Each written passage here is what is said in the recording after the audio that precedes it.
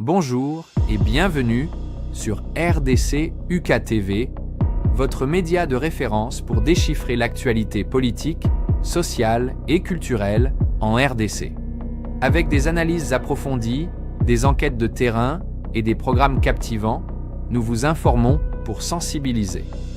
Rejoignez notre communauté. Aimez, commentez, partagez et surtout, abonnez-vous pour rester informés des réalités qui façonnent notre pays.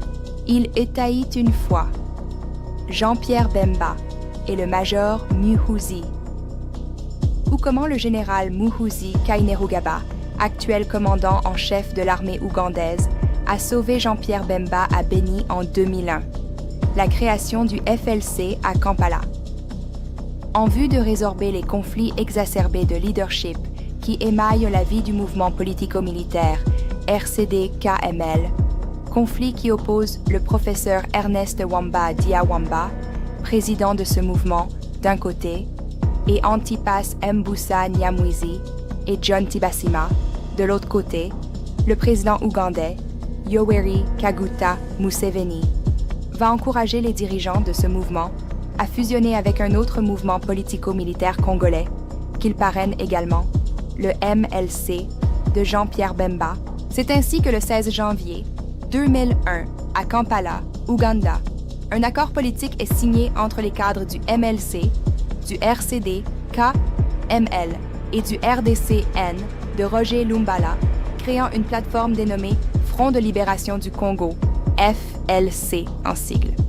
Après quelques négociations à Jebadolité, les animateurs des structures du FLC sont nommés.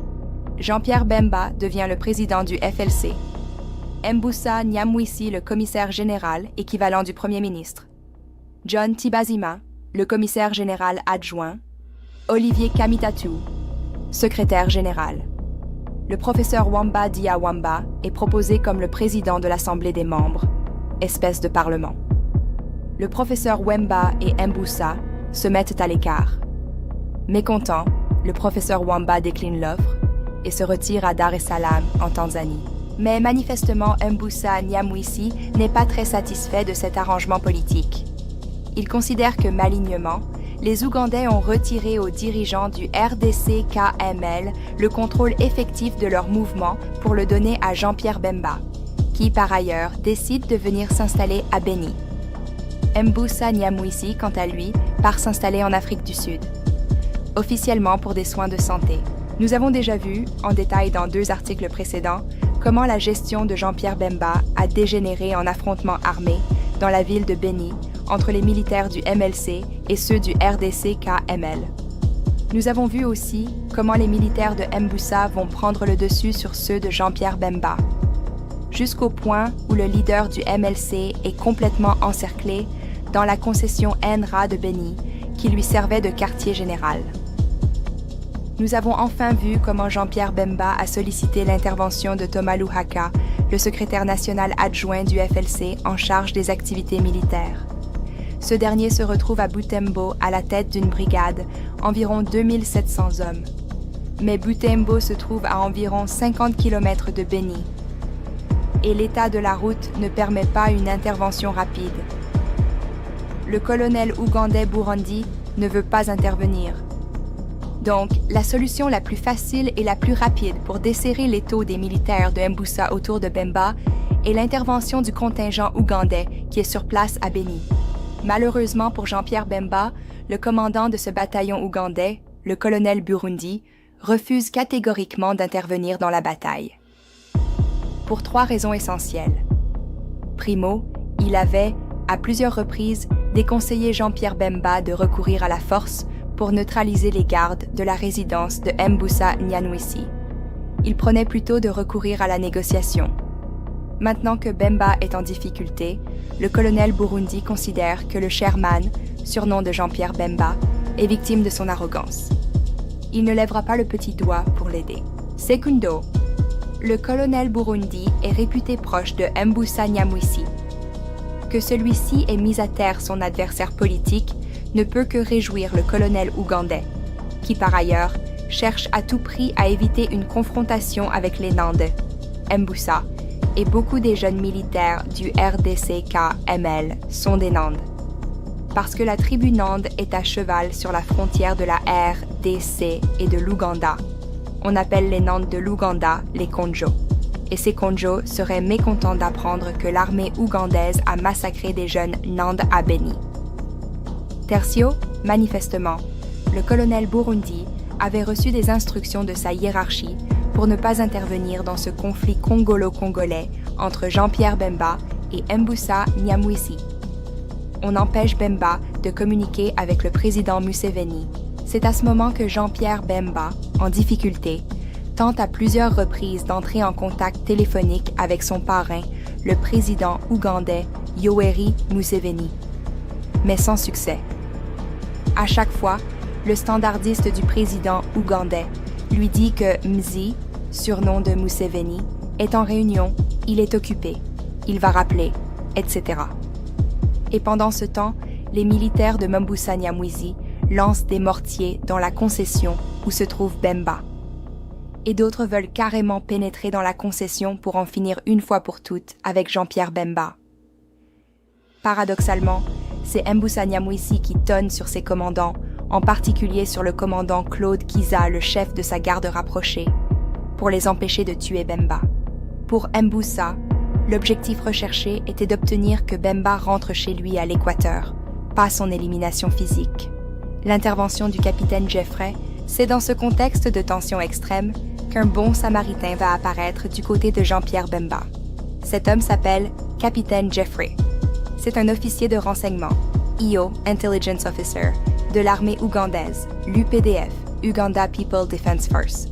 Très proche de Bemba, le capitaine Jeffrey va lui expliquer qu'il est victime d'un grand complot au niveau de certains généraux de l'UPDF. Ils ont mis un verrou au niveau du standard téléphonique du président Museveni, qui n'est pas du tout informé de la situation de Beni. Et Jean-Pierre Bemba aura du mal à l'avoir au téléphone.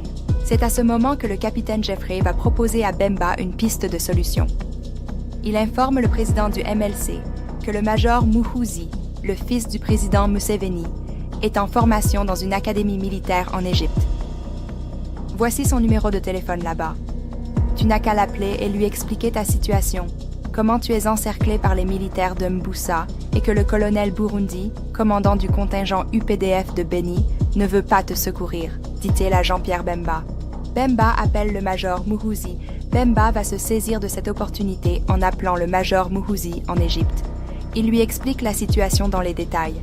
Sans hésiter, Muhoozi appelle son père et lui explique la situation critique de Jean-Pierre Bemba et comment ce dernier n'arrive pas à l'avoir au téléphone. Sur le champ, le président Museveni appelle son chef d'état-major général de l'époque, 2001, le général James Kazini, et l'instruit d'aller personnellement à Beni sauver Jean-Pierre Bemba.